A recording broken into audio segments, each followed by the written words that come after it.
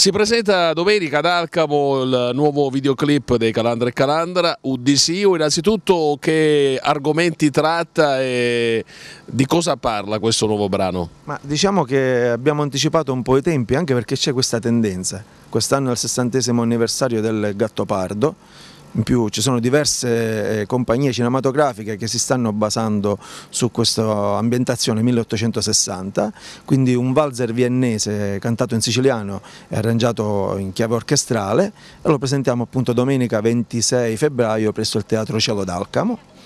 Bene, e allora, innanzitutto sempre più capelluti perché i personaggi di questo brano sono così o perché insomma ormai è il vostro look? No, diciamo che abbiamo questa tendenza anche noi di portare i capelli lunghi, chissà un giorno sfolteremo tutto questo. Niente che dire, noi vi aspettiamo il giorno 26 domenica al Teatro Cielo d'Alcamo, l'ingresso è gratuito, faremo un concerto con la band e presenteremo il nuovo videoclip, vi aspettiamo anche come emittente. Diciamo che ormai avete intrapreso questa strada di mettere delle orchestre attorno a questi brani che sono sempre in siciliano. Ma guarda, il nostro obiettivo ormai è quello, continuare e perseverare su questa strada.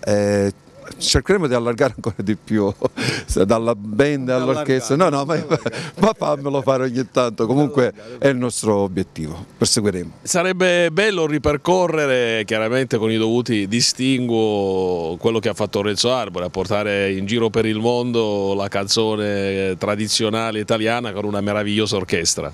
Diciamo che Renzo Arbore ci è riuscito, oggi sono cambiati un po' i tempi, è ovvio che lui, come dire, si è fatto ambasciatore della musica italiana, musica napoletana in giro per il mondo.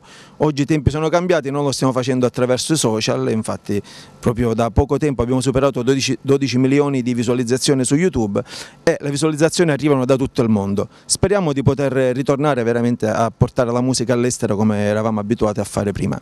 12 milioni di visualizzazioni, a €1 a visualizzazione sono 12 milioni di euro, siete diventati ricchi. Non fare conti in tasca, non è giusto, anche perché poi quelli dell'Agenzia delle Entrate ci vengono a trovare.